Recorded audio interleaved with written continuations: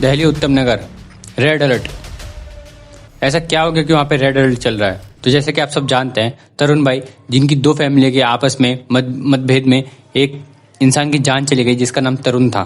तो चलिए पहले मैं इस केस को एक्सप्लेन कर देता हूँ, उसके बाद आपको बताऊंगा कि ऐसा क्या हुआ कि वहाँ पे रेड अलर्ट चल रहा है।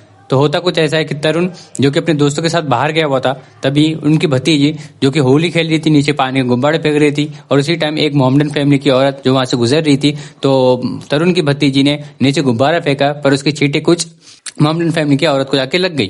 तो उन्होंने शायद कुछ ऐसा बोल दिया जो उनकी बुरी लग गई, तो उसी के लिए उन दो फैमिली के बीच आपस में मतभेद हो गई थोड़ी सी। पर ये मामला 2 बजे बिल्कुल शांत हो गया था। पर जब 4 बजे तरुण भाई अपने दोस्तों के साथ मतलब खेल वेल के जो भी वापस आए अपने घर, तो उनको पता चला, तो शायद उनकी बात आपस में फिर से बहस ज्यादा बढ़ गई। और ज्यादा बढ़ने के बाद हुआ कुछ ऐसा कि दोनों फैमिली के बीच आपस में हाथापाई हो गई। हाथापाई होने के बाद वीडियो के थ्रू ऐसा पता चल रहा है कि तरुण को 4-5 लड़के मिल रहे हैं, पर तरुण के साथ भी कुछ ऐसे लड़के थे, ऐसा लोग बोल रहे हैं कि उनके साथ भी कुछ लड़के आए हुए थे मारने के लिए। तो इन्होंने ऐसा मारते मारते शायद इनकी गलती से इनकी छाती पे लग गया। गलती से नहीं, जानबूझ के मारा, पर उनको नहीं पता था कि यहाँ पे कोई इंसान मर जाएगा, क्योंकि कोई भी ऐसा इंसान नहीं होता जो किसी को मारना चाहता है। पर वो तरुण भाई वहाँ पे जिनकी डेथ हो गई, और हॉस्पिटल में जाके पता चला कि उनकी डेथ हो गई है। तो ये चीज बहुत ऐसा था कि इसके साथ साथ 2-3 केस और चले, पर इनके ये आवाज किसी ने नहीं उठाई। मैं आपको बताता हूँ, उन्नीस खान, एक 12 साल का मुस्लिम मोहम्मदन लड़का जिनने रोजा रखा हुआ था, उसके दोस्त उसको बुलाने आए, तो उन्होंने अपनी फैमिली को बोला कि मेरे दोस्त बुरा मान जाएंगे तो उनको जाना ही पड़ेगा। तो वहां से गए। जब वो अपने दोस्तों के साथ गया तो उसके यहाँ पे एकदम सेंटर में गोली मार दी गई। पर गूगल के थ्रू मेरे को पता चला कि ये जो इंसिडेंट था एक बाय चांस हुआ, गलती से हुआ। वो पार्टी में गए थे और जिनने बंदूक चले उस पर लाइसेंस था, वो अपनी सिक्योरिटी के लाइसेंस लेके गया था, और जो पार्टी कर रहे थे तो बंदूक नीचे गिरी और गोली यहाँ लग गई। पर मेरे को पूरा फेक लग रहा है, पता नहीं कैसे, जो भी गूगल में बताया गया, जो भी लिस्टिंग करे गई गूगल में, पूरा फेक लग रहा है मेरे को। पर दिल्ली में, दिल्ली उत्तम नगर में बहुत विवाद बढ़ने के बाद सारे बजरंग दल वापस आने लगे। पर मेरे को बजरंग दल वालों की एक चीज गलत लगी कि वो एक नारा लगा रहे हैं जय श्री राम का। इसमें जय श्री राम क्यों आ रहे हैं? वो दो फैमिली के बीच लड़ाई हुई, उनमें से किसी एक की जान चली गई। तुम ये मांग करो कि दूसरी फैमिली के जो भी इंसाफ होना चाहिए, दूसरी फैमिली को मतलब जो भी मतलब कार्रवाई होनी चाहिए वो हो जाए उनके साथ, उनको सजा मिलनी चाहिए, मिले। जो भी रूल चलते हैं वो चले, संविधान के हिसाब से जो भी उनको सजा मिलनी चाहिए वो मिले। आप ये मांग करो, आप कोई भी चैंट मत लगाओ, कोई भी ऐसा मतलब स्लोगन मत लगाओ जिससे आपसी विवाद उत्पन्न हो जाए। पर वो कुछ ऐसे विवाद शुरू कर रहे हैं जिससे आपसी विवाद शुरू हो जा रही है।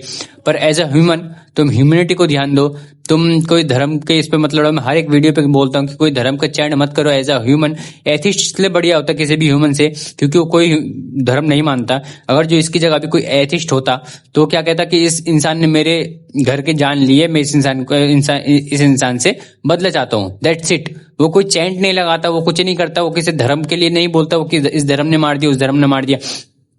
आप इस सिचुएशन को थोड़ा उल्टा कर दो। आप चलते हैं 19 खान की तरफ। हुआ है मेरे बच्चे के साथ, अगर उनके बच्चे के साथ होता तो आप होते, झंडे होते, बुलडोजर होता और मेरा घर।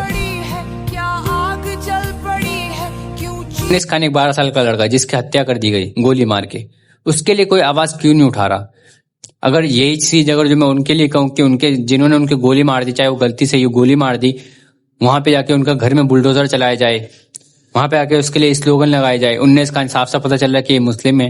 अगर जो यहीं पे वो लोग जाके मुसलमान जाके अपना नारे तकबीर अल्लाह अकबर चिल्लाए, तो क्या ये इंसाफ की बात होगी? नहीं।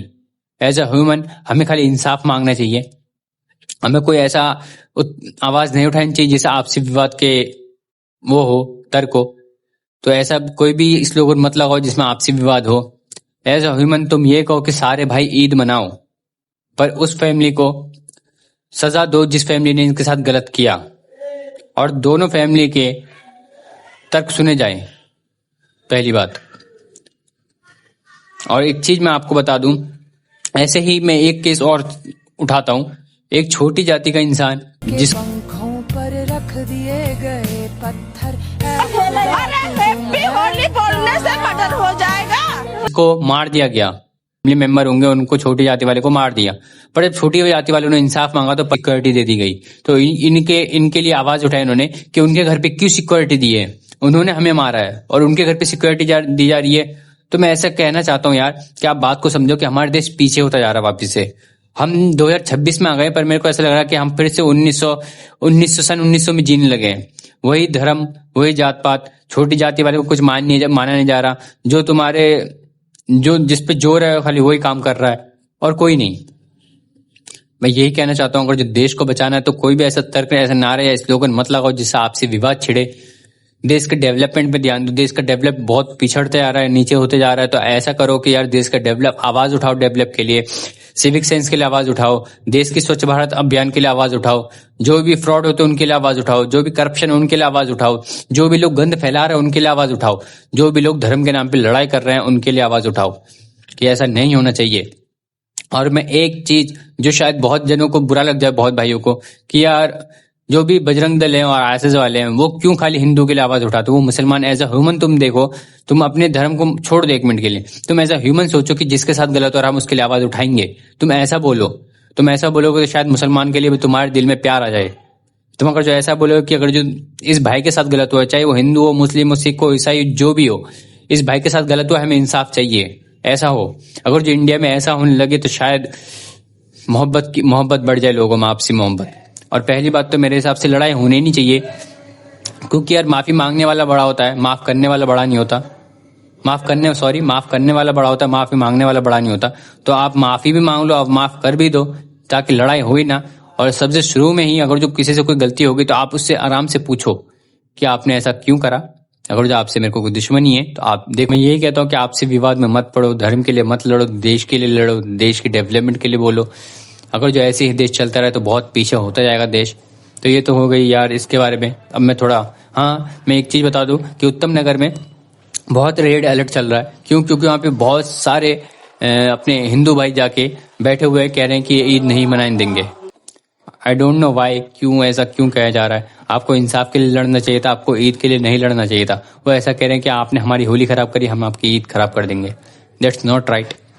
आप गुड ह्यूमन, मतलब ऐसा ह्यूमन का आप सोचो तौर पे कि यार किसी फैमिली की जान चली गई, आप उसके फैमिली के चक्कर में बाकी सारे फैमिली को दुख दे रहे हैं, एक पूरी कम्युनिटी को दुख दे रहे हैं। तो शायद आपका भी जो आपका ऊपर वाला होगा ये भी नहीं चाहेगा कि आप एक इंसान के चक्कर में पूरे कम्युनिटी को गाली दे, पूरे कम्युनिटी को गलत बोले। तो ये तो शायद कोई भी नहीं चाहेगा, कोई ऊपर वाला भी ये नहीं कहेगा कि आप सबको कर रहे। क्योंकि मेरे पास ऐसे केस भी है, मैं जो बता सकता हूँ कि हिंदू भाई ने मुसलमान भाई की जान ली। तो ऐसा केस बोलूँ तो किसके लिए इंसाफ दोगे आप वहाँ पे हिंदू के लिए इंसाफ लोगे कि मुसलमान के लिए? तो शायद ये कहीं ना कहीं गलत होता जा रहा है अपने देश में, और ऐसा नहीं होना चाहिए। मैं आपसे हाथ जोड़ के कहता हूँ कि यार देश के डेवलप के लिए लड़ो, देश के डेवलपमेंट के लिए आवाज उठाओ।